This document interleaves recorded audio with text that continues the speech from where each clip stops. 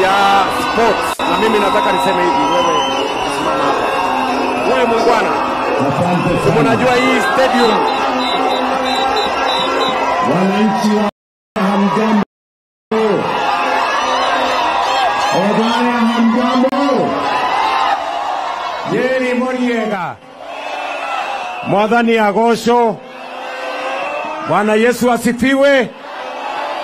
Basi watu wa Othaya na watu wa Nyeri, kwanza wacha mimi niseme asante sana kwa kutukaribisha Othaya siku ya leo. Mimi nataka niwashukuru na vile vile niwaeleze, nimefika hapa Nyeri, hapa Othaya leo kwa mambo matatu ya muhimu sana. Ya wakati nilikuja hapa mulinieleza ya kwamba bado tuko na manyumba nyingi Othaya ambayo haijaunganishwa na stima. Ni kweli? Na juzi nilikuja hapa Nyeri kuanzisha program kubwa ya kuongeza stima kwa watu wa Nyeri County. Na nimekubaliana na huyu Mount Kenya, huyu Wainaina, huyu mbunge wenu.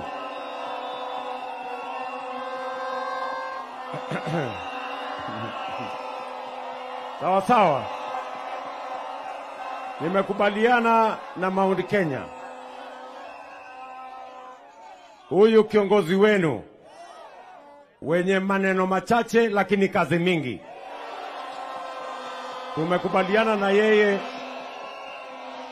ya kwamba hii Nyeri kidogo ilibaki nyuma kidogo kwa mambo ya stima, na ndio sababu tumeweka pesa ya serikali milioni 850 kuunganisha stima manyumba 11,000 ya Nyeri County.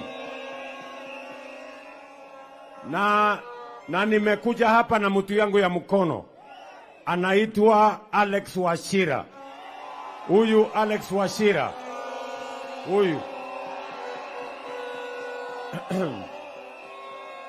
huyu Alex Wachira ndio PS wangu wa mambo ya stima, na nimemwambia hiyo manyumba 11,000 tunaweka stima, nataka ikamilike kabla ya Novemba mwaka huu.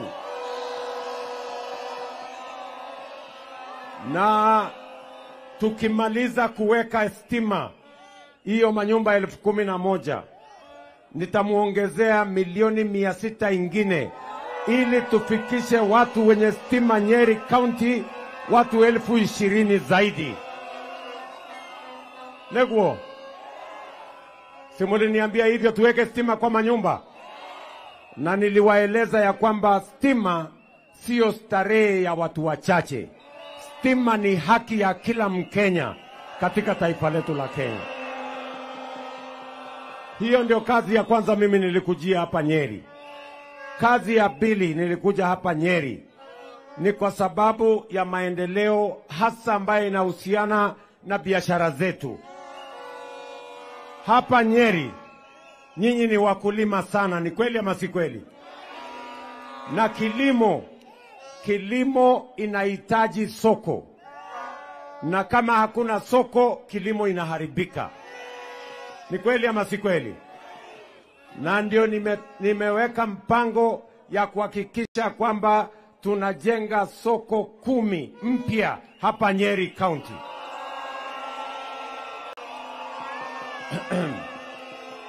Tunajenga soko mkubwa kule Naromoru.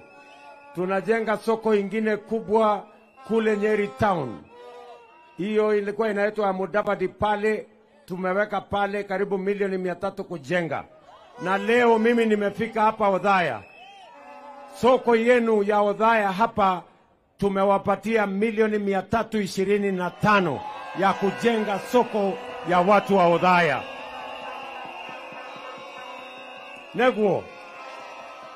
Na nimekuja kuianzisha leo ujenzi wake.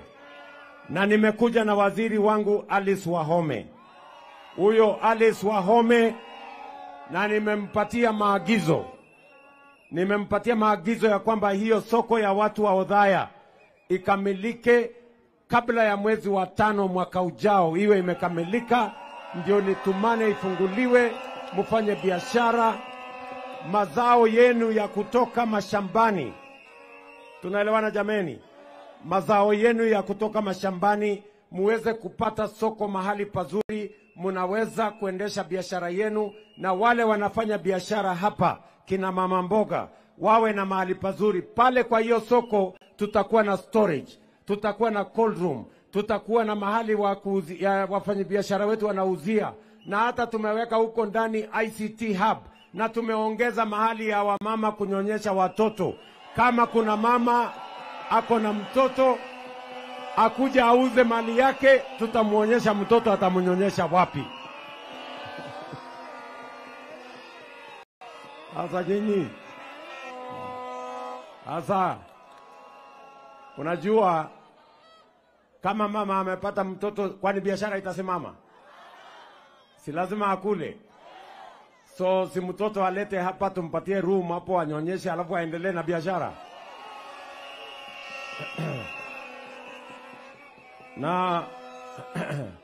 Na nyinyi wanaume msione wivu, kwa sababu wale watoto, kwani mama anapata mtoto peke yake?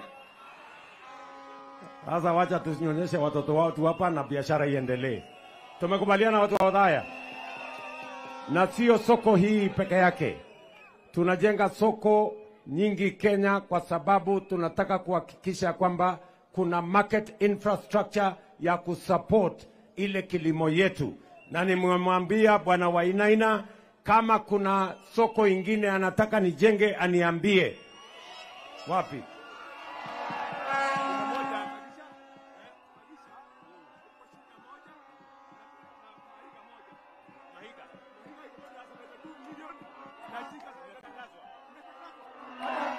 Very good. Huyu Wainaina. Aya. Weka chini. Huyu ndugu yangu Wainaina ananiambia iko soko moja pale Shinga. Kagisha. Hiyo tayari mimi nimetangaza na tumeweka pesa milioni 60 iko ya pale. Na pia ya Mahiga. Wale watu mnatoka Mahiga, mnajua vile vile tumetangaza soko ya Mahiga na tumeweka milioni 70 hapo.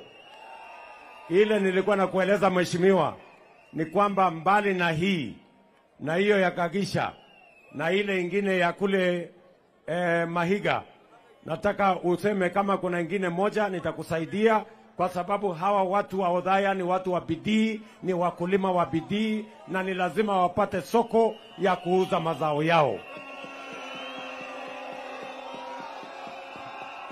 Tumekubaliana?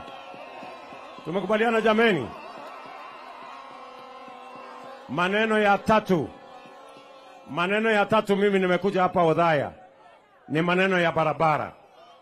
Nyinyi mnajua barabara ni muhimu, kwa sababu inatusaidia kwa usafiri, inatusaidia kwa biashara, na inatusaidia kwa kilimo. Ni kweli ama si kweli? Na nimekuja hapa na PS wangu Bwana Mbogwa wa mambo ya barabara. Huyu Bwana Mbogwa yuko hapa.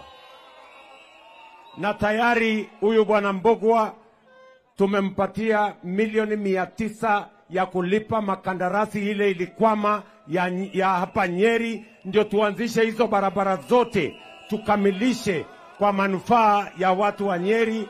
Na kama kuna zingine zitabakia, mimi niko tayari, kwa sababu tuko na pesa karibu shilingi bilioni 3 ya watu wa Nyeri kwa mambo ya barabara katika awamu hii.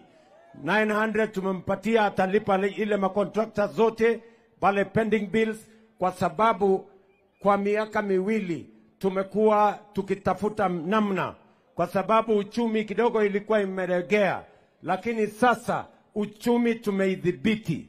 Ile dola ilikuwa imefika 160 sasa iko 128, 129. Ile inflation ilikuwa 9.6 imeteremka chini, iko sasa 3.5. Na ile matatizo ya kiuchumi ilikuweko, tumekabiliana nayo. Sasa tuko na uwezo wa kukamilisha barabara zetu, kwa sababu mimi naelewa umuhimu wa barabara kwa wakulima wote. Wakulima hawawezi kusafirisha mazao yao kama barabara ni mbaya. Ni kweli ama si kweli, watu wa Othaya? Tumeelewana? Na mimi nataka niwaambie watu wa Othaya ya kwamba mbali na mambo ya barabara na stima na masoko yetu na affordable housing, munataka pia mambo ya maji, si namna hiyo? Mambo ya maji. Na tumekubaliana na viongozi wenu wa Nyeri mambo yetu ya maji. Tumekubaliana, nilikuja juzi ile maji ya irrigation hapa chini. Hiyo mwaka uliopita nilikuwa hapa kwa mambo ya maji. Na tulikubaliana na nyinyi mtaratara ya maji tujue itaendelea namna gani. Na mimi nataka niwaeleze hivi. Mbali na mambo haya, muliniambia ya kwamba mnataka ninyoroshe mambo ya elimu. Ni kweli ama si kweli? Tulikuwa na matatizo makubwa sana ya CBC. Lakini mimi nataka niwaeleze mambo ya elimu ya watoto wetu ya CBC nimenyorosha. Tumeajiri walimu wapya 76,000 na tumeongeza pesa ya university na TVET kuhakikisha ya kwamba wanasomesha watoto wetu sawa sawa. Muliniambia pia ya kwamba munataka guaranteed minimum return kwa maziwa yetu. Ni kweli ama si kweli? Na niko hapa na chairman wangu wa mambo ya maziwa ya KCC, huyu bwana Kamero, huyu anatoka hapa Nyeri. Na nishamwambia maagizo ya kwamba maziwa mkulima alipwe shilingi 50 minimum, alafu kutoka 50 waendelee kulipa, hiyo iko mbele.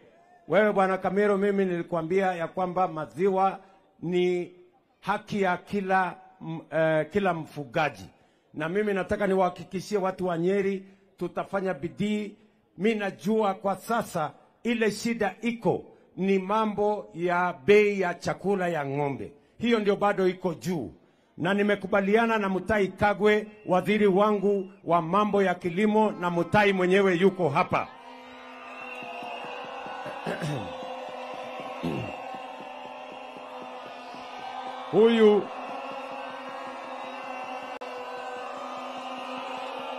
Huyu Mutahi Kagwe. Othaya hoye! Huyu Mutahi Kagwe si alikuwa seneta wenu? Si ndio? Si alikuwa waziri wetu wa afya? Si mtu mchapa kazi? Sasa nimempatia kazi ya kusimamia kilimo, kwa sababu kilimo ni ya muhimu sana kwa watu wa Kenya. Na huyu Mutahi Kagwe wiki iliyopita ameondoa sasa ushuru ya yellow maize na ile mambo yote ya kuzalisha chakula ya ng'ombe. Sasa tutaona taratibu chakula ya ng'ombe ikishuka chini, ndio wakulima wa maziwa waweze kupata mapato zaidi. Na mimi namwambia waziri wangu huyu, uko na support yangu 100% kuhakikisha kwamba kilimo inalipa wakulima wetu wa Kenya. Nego kana tigo. Na turaiguithania. Tunaelewana?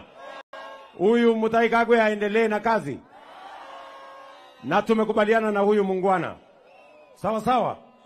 Mambo mengine muhimu mawili. Tumekubaliana wakora, matapeli, cartel ambao wamesumbua wakulima wa kahawa, tuwasafirishe kutoka taifa letu la Kenya, ili wakulima wetu wa kahawa wapate haki yao kwa mambo ya kilimo ya kahawa. Tunaelewana jameni? Sikizeni watu wa Othaya.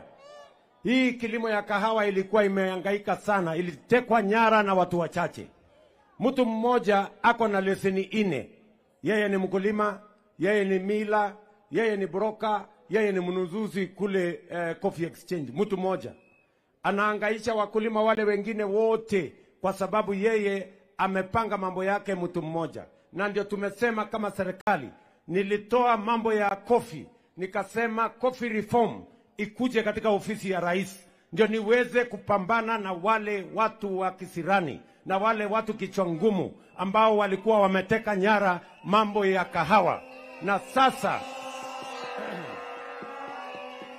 ndio kwa sababu hawa watu walioteka nyara mambo ya kahawa ni watu wenye uwezo mkubwa, lakini nikasema ili nipambane na wao, nikalete coffee reform kwa ofisi yangu. Na sasa mimi nataka niwatangazie ya kwamba hiyo maneno ya cartel tumewafurusha. Kila mtu sasa ako na leseni moja. Kama wewe ni mila, tunakupatia leseni moja. Kama wewe ni broker, tunakupatia leseni moja. Kama wewe ni mnunuzi, uko na leseni moja. Mkulima aendelee na biashara yake. Na kwa sababu hiyo, ile kahawa ambayo ilikuwa inalipwa ati shilingi 60, shilingi 70, mwaka huu kahawa imelipwa shilingi 100, 110, 120, 130, hata sehemu ingine imelipwa 150, kwa sababu tumefukuza wakora na makatel na wafisadi wote walikuwa huko ndani. Mimi nawauliza watu wa Nyeri, hawa watu wa kuteka nyara kilimo, tuwafurushe tusiwafurushe? Na mko na imani huyu Mutahi Kagwe atawezana na hiyo kazi? Basi wewe Mutahi Kagwe uko na amri yangu na uko na amri ya raia. Hawa watu wote ambao wameteka nyara hiyo section wahame Kenya, ama tuwafunge jela, ama wafanye nini? Oh my goodness. Tumekubaliana jameni? Tumekubaliana? Mimi najua pia nyinyi ni watu wa chai, si namna hiyo? Na hapo kwa chai, mwaka ule uliopita tulipata mapato ya 170 billion. This year ambayo imepita ndio mwaka wa rekodi. Ile chai tumeuza Kenya hii imetupatia 215 billion, 40 billion shillings more, kwa sababu tumesema tunapunguza gharama ya mbolea kwa wakulima wa chai. Na sasa huyu waziri anatengeneza sheria mpya ya mambo ya chai ili tuondoe ushuru kwa packaging material, tuondoe ushuru kwa uuzaji wa chai, ndio wale wanaotumia chai waongezeke, na tuuze chai yetu sio kwa magunia, tuuze chai yetu ikiwa processed, ikiwa value added, ndio wakulima waweze kupata mapato zaidi. Na mimi namuuliza Kagwe harakishe hiyo kazi. Nishatoa amri kwa Kimani Ichung'wah na watu wa bunge wapitishe hiyo sheria haraka haraka, ndio wakulima wazidi na kupata faida kwa mambo ya kilimo. Tumeelewana jameni? Watu wa Udhaya, tumeelewana? Mnasema tunyoroshe kilimo, ndio kilimo iwapatie pesa. Neguo, tuendelee namna hiyo, na tunyoroshe elimu, na tupange mambo ya soko, na tupange ya barabara, na hiyo ingine tupange. Jameni, watu wa Udhaya, si ndio? Nasikizeni, leo mimi sijakuja hapa siasa. Siku ya siasa iko siku yake. Leo tumekuja hapa mambo ya maendeleo ya Nyeri County. Tumekujia mambo ya barabara, tumekujia mambo ya stima, nimekuja kuanzisha soko yenu hapa, tumekuja kupanga mambo ya elimu ya watoto wetu na mambo ya kilimo. Si ndio? Saa hizi tuwachane na siasa ya kubishana. Saa hizi ni tufanyie kazi hawa wananchi. Mambo ya siasa itakuja siku yake. Na nyinyi wananchi, si nyinyi ndio mmetupatia hizi makazi? Si mmetupatia MCA kazi yake? Si mmepatia mbunge kazi yake? Si seneta hako na yake? Si gavana hako na yake? Si hii mlinipatia yangu niko naye? Si kila mtu afanye kazi jameni? Si pale 2027 mtakuja kusahihisha mtihani ya kila mtu? Mwenye amepita, mwenye amefanya vizuri mnampitisha. Mwenye ameanguka mtihani aende nyumbani. Iko problem? Si nyinyi ndio mtasort out? Iko haja ya kulumbana saa hizi? Hakuna haja. kila mtu afanye kazi yake, si ndio? Mimi ile mulinipatia mukaniambia enda nyorosha elimu. Elimu nimenyorosha, nimeweka CSC, CBC mtaratara mzuri, nimeajiri walimu 76,000, nimeweka pesa kwa university na TVET, kilimo nimenyorosha, mnapata mapato zaidi, barabara ndio hiyo mimi najenga, soko ndio hii, sitima ndio ile. Mtakuja kuniuliza mtihani, mimi nitakuja kufanya mtihani yangu, nyinyi mtasahihisha, nikipita mimi naendelea, nisipopita mimi naenda kulima. Hakuna problem. Ama namna gani jameni?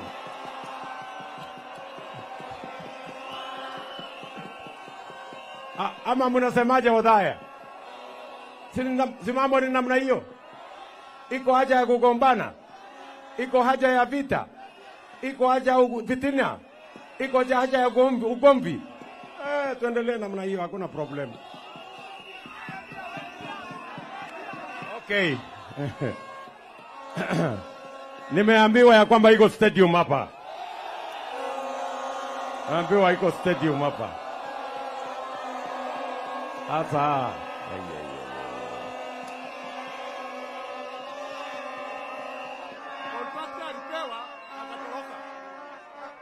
sasa mnajua, sasa sijui nitafanya namna gani.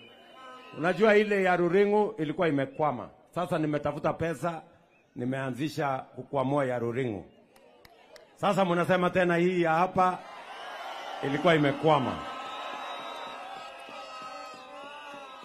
Sasa hii pesa nitatoa wapi jameni?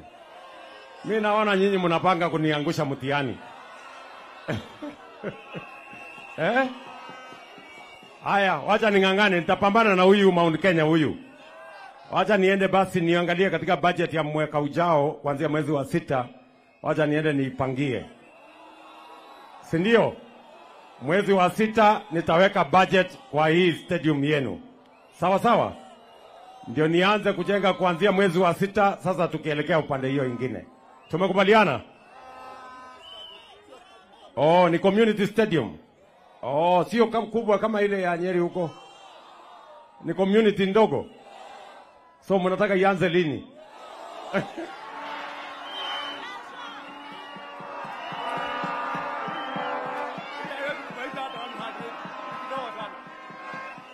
Aya,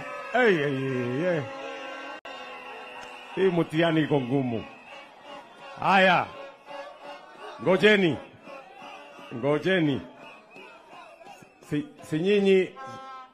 Si nyinyi mnasema ianze hiyo stadium. Sasa wewe bwana, huyu niko na PS wangu, bwana Elijah Mwangi. Huyu Mwangi ndio mtu ya kusimamia mambo ya michezo Kenya. Yeye ndio principal secretary wa mambo ya michezo. Sasa hawa wadosi wangu bwana Mwangi wamesema wanataka hiyo stadium yao ianze. Na wanasema ngojea. Wanasema mnataka ianze kesho. Sasa nyinyi, kwani nyinyi hamjui kesho ni Jumapili? Kwani huko Nyeri amuendangi kanisa nyinyi? Kesho ni Jumapili. Ngojea kwanza twende kanisa kesho, ama namna gani? Si twende kanisa kwanza kesho? Sasa wacha twende kanisa kesho. Wewe Mwangi, datumana watu wa jeshi, watu yangu ndio wako wana haraka. Wakuje next week mupangane na hawa watu. Sitaki hawa watu waniangushe mtihani. Wacha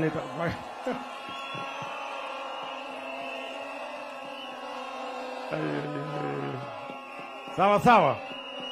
Tumekubaliana watu wa Nyeri. Sikizeni watu wa Nyeri.